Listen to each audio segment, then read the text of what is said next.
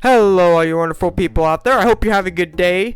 Today, I'm going to be talking about the treasure spawn. For those of you who don't know how to do a treasure spawn or what a treasure spawn is based on the chest more than the gear itself. What you want to do is spawn first, and considering they have no rates up, you're pretty much going to get screwed, and you're not going to get the feature gear from the spawn itself. Then afterwards, you will get a chest. A chest will have a chance of hitting the jackpot, being one of these things right here. Now that I said that, oh yeah, before that, you also might get one of these things here if you do not get a jackpot. So with that being said, let's get to the spawn. First of all, if you want the monsters, there's a step-up spawn that comes back a lot. 46 gems. It's a monster step-up spawn. Wait for that. This is gonna rip you off so freaking bad on your gems if you just want the monsters. This treasure spawn is for the feature gear itself. It's not for the monsters. So if you want the monsters from this treasure spawn, wait until that step-up spawn comes out. There's a 46 gem step-up spawn that has an extremely higher chance of dropping a commander than this would. Like, I'm talking extremely. So please wait for that. And don't hurt your wallet or hurt how many gems you actually have, especially if you're free to play, because you ain't getting those gems back. With that being said, I think of the spawn as like your tax return. You're gonna get ripped off at the very beginning, and then at the very end, I mean, not tax return. I think of the spawn as like taxes. You're gonna get ripped off at the very beginning. There's not even rates up on the SSRs. There's actually rates down the SSRs. You're going to get ripped off. You're not going to get anything from the spawn. Then your tax returns will be the chests themselves, because they guarantee a feature gear at the very end, at least if you hit the jackpot. With that being said, let's get to the feature gear, because again, I do not recommend getting these monsters from this spawn. There is a step-up spawn. I'm going to say this again. I know I said this 1,000 times. That has 46 gems. You have a way higher chance of getting that from there than this. Alrighty, so the lances. Not the lances, the weapons. I'm so used to being a lancer. I'm sorry. Weapons in the armor. The weapons themselves are the highest cost possible. The armor is not, though. The highest cost weapons are 33 cost, and the highest cost armor is 34 cost. But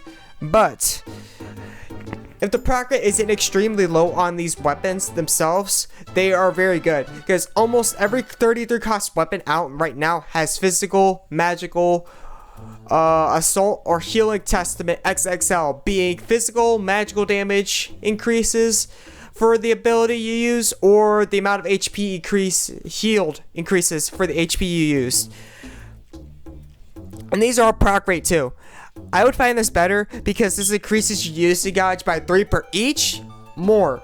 Increases your usage gauge 3 more per each. By chance. This is by chance, by the way. And these do have a lower proc rate since they're not an XXL. And they do less damage since they're not XXL. But Unison is very, very important, especially if you're endgame. So this is I think this is better unless it has extremely low proc rate. If it has extremely low proc rate, I cannot say this is better. I have to stick with the XXL, because honestly, the XXL has a really, really high proc rate. And it's very likely you are to proc rate that, then probably this. But overall, ability-wise, without proc rates, this is a lot better. Next, going on to the gear, our garbs themselves. These garbs are something I would use in the Coliseum. I'm not sure about everything else, considering that I already have damage down. Damage down, decreasing physical and magic damage ability power. Not ability power, but damage down, decreasing how much physical and magical damage I actually take. So if I were to take that off, it would be reduced by half completely. But I will get Unison gauge gains by 5 more.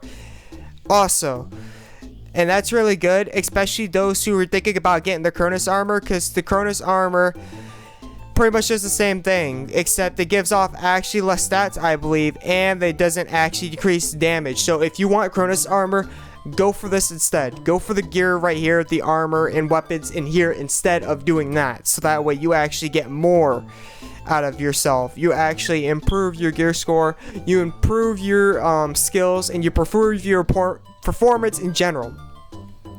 Alrighty, now going to the medals. For the medals, they have the gear in here if you don't manage to get it in the treasure spawn, so that's pretty good. But everything will be 3,000. If you don't have enough and you did the spawn without knowing all this already, I would recommend the purge stuff. as it has damage down, being one of the best proc rate wise skills in the game right now. Chance to greatly decrease physical and magical damage taken. Not just one, but both in one skill. And you can stack these twice, so that's pretty good. Like all proc rate abilities, you can only stack them twice, so you can stack these twice. You ain't gotta worry about having one on. Second thing, if you cannot get those, or you already have those, Crystal Stuff. Crystal Stuff has the regular Testaments plus, and they have an ability to replace your attack, so it is very essential and helpful if you don't have that already.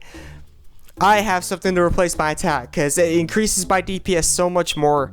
And if you can't get that stuff either, I'd recommend getting the Droplets of Ether. If you can't get Droplets of Ether, get the XP Lemons. Also, if you can't get that stuff, but you have 1,000 medals instead, go for this stuff. Unless you don't need it at all, it has a chance to critical hit and heal your HP by 5,000. With that being said, I hope this helped you out, and I will see you in the next video. It's the AzureWrath. I'm out. Peace.